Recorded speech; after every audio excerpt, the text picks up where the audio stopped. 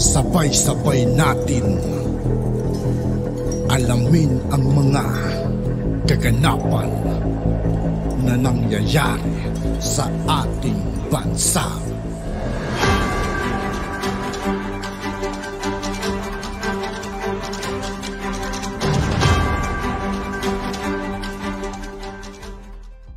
Yo, what's up mga kaibigan? Ngayon nandito naman tayo sa channel ni Latest Headline PH. Dito naman tayo magbibigay ng komento at reaksyon.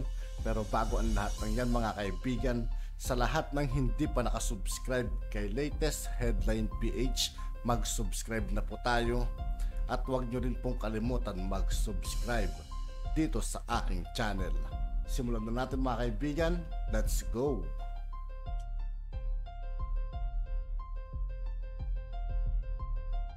Walang personalan dito, trabaho lang. Na sila lahat, sila pa ang complainant, sila ang piskal, sila din ang huwes.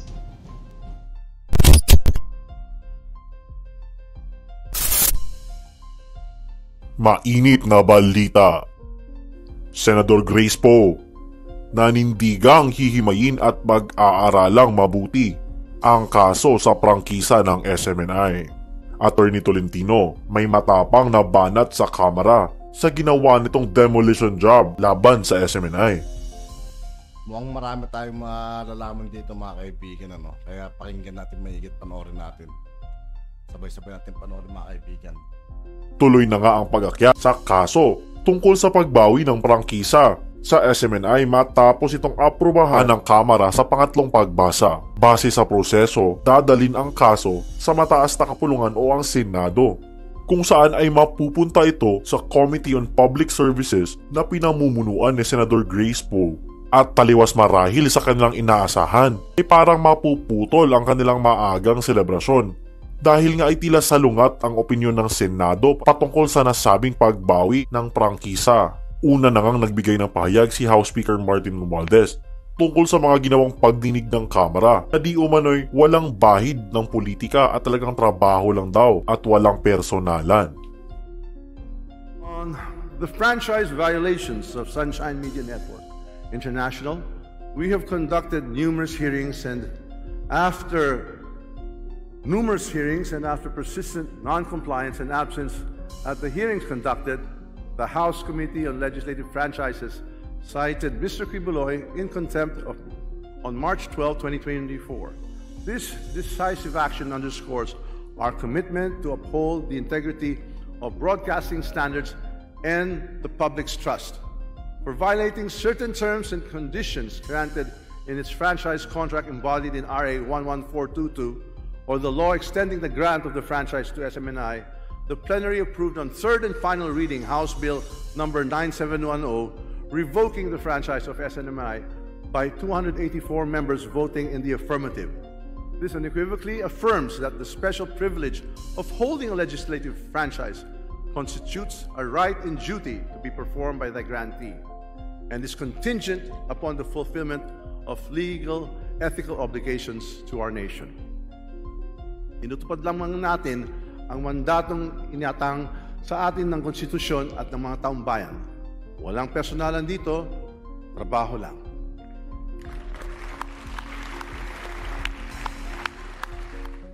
Nagbigay na rin ng pahayag ang committee chairman na si Senador Grace Poe na pag-aaralan at sisiyasatin nilang mabuti ang issue ng SMNI franchise dahil ito pa ang pinakaunang pangyayari na mayroong broadcasting network na matatanggalan ng prangkisa sa bansa at maaaring maging basihan din ang resulta nito para sa mga susunod na issue na kaparehas din ito.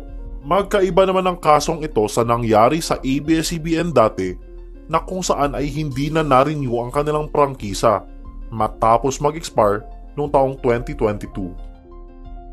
To my knowledge, this is the first instance that a proposal for a franchise revocation has made a significant progress in the Congress. We should subject this to utmost study and scrutiny as this shall set a precedent for future legislative franchises.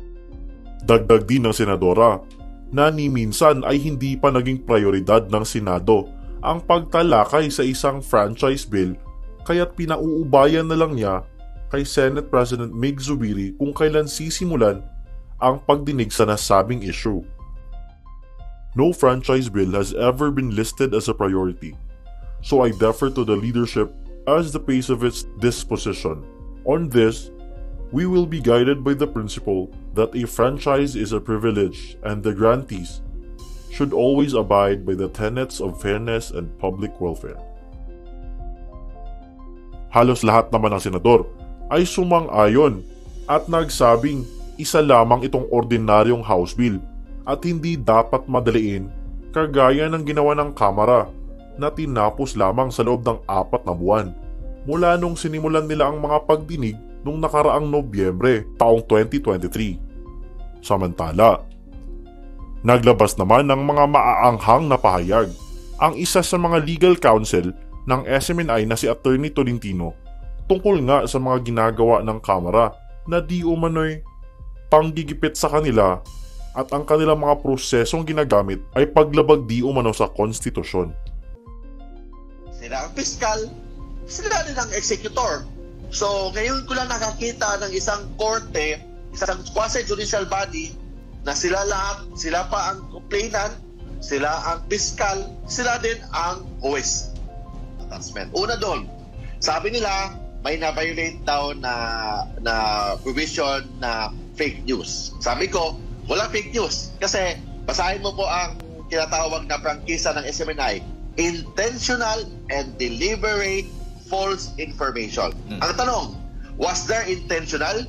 May sinadya ba na magbigay ng fake news or false information? Wala. In fact, in the Supreme Court decision ng US na kinopya natin sa Pilipinas, yung News Times versus US, ang kalagay doon na even erroneous or may konting pagkakamali na pag-reporting, kasi hindi naman tayo perfect, may minsan magkakamali tayo, kasi tao lang tayo, even yung konting pagkakamali or may erroneous or inaccurate reporting is still covered by the freedom of press and freedom of expression guaranteed under the Philippine Constitution. Yan, hindi nila pinansin yan. Second, yung tinatawag na hindi na tayo nagbigay ng hindi na tayo nagpaalam sa Kongreso sa mga pagbabago sa mga shares of stocks. Klaro naman doon sa ating prangkisa na magpaalam lang tayo sa Kongreso kung ang shares of stock is yung tinatawag na controlling interest na ang naepektuhan. Ibig sabihin ng controlling interest, more than 50%. In this case, ang Kingdom of Jesus Christ is still controlled more than 50%. So wala namang nagbabago. Ang controlling interest still the Kingdom of Jesus, the executive pastor of the Kingdom of Jesus Christ. So ibig sabihin, there is no controlling interest na naepektuhan. So hindi kailangan talaga mag-report. Like for example, yung 1.5% na share ni Pastor Apollo Kibuloy na dinonate niya sa isang kooperatiba, that's only 1%. So paano natin wala na violate na batas, kasi ang very clear batas, magpaalam tayo, magbigay tayo ng information sa Congress, sa Committee on Franchise, pag naepektuhan ang controlling interest, meaning more than 50%. And ang third na in-issue naman nila, yung marami pa, actually nakalimutan ko na iba. Basta number 3 yung tinatawag na franchise, yung more than 50%, and yung tinatawag na offering to the public, yung 30% offering to the public. Sabi ko, we are on the process of offering the shares of stocks of Suarsog Media Corporation to the public. In fact, 1.5 binigay na natin sa isang kooperatiba. Ang tanong, bakit daw hindi natin binigay agad-agad? Hindi natin pwede i-compare ang Suarsog sa ibang korporasyon.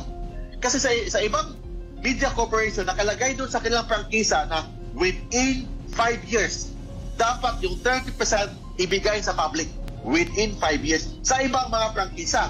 But with respect to Suarsog Media Corporation, wala nakalagay. So pwedeng 6 years, pwedeng 7 years, pwedeng 8 years, pwedeng 10 years. It means walang intentional or deliberate intention to commit any or violations of the law. So we all complied with the law. And lastly, yung pagdagdag natin ng subscription, dati kasi ang Suarsug, maliit lang muna yan, nag-start yan na 50 million ang capitalization ng Suarsug. Ngayon, umabot na ng 650 million. Ang tanong, kailangan ba bang i-inform ang Congress kung dagdagan ang shares of stocks ng Suarsug? Hindi. Kasi ang sabi ng batas, sale lang. Pag nagbenta ka, with respect to controlling interest, yan, pwede ka magpaalam sa Congress. But in this case, walang pagbebenta. Kung hindi, dinagdagan ang capitalization from 50 million to 650 million. Ang tanong, is subscription or ang pagdagdag ng capitalization is considered sale? No. Basic yan. Nakalagay yan sa may mga jurisprudence sa ating Korte Suprema or even expert in corporation law that subscription is not equivalent to sale. Therefore, there is no need to inform the House of Representatives. And lastly, Edmar, yung tinatawag na yung tinatawag na basta marami, I forgot sa iba, yung subscription, okay na subscription. So, yun talaga ang lahat na sinasabi nila na violate natin, na sinagot naman natin isa-isa yon. So, wala talaga ang violation. And lastly pala, yung discrepancy. Walang discrepancy sa pag-submit natin sa SEC and pag-submit natin sa Congress. Bakit walang discrepancy?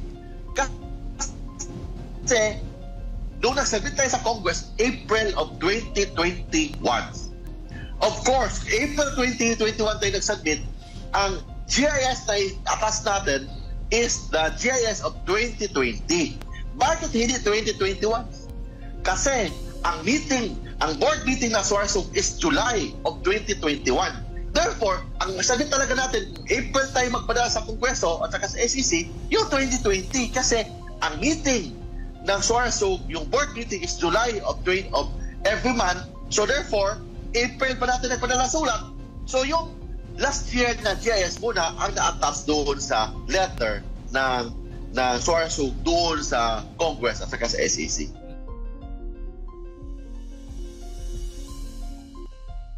At yun nga po mga kaibigan, dito po nagtatapos sa ating reaction video. Muli ako po si I2K ng Sundalo ng Dunggalo. Maraming salamat sa patuloy na pagsuporta. Yeah, peace out.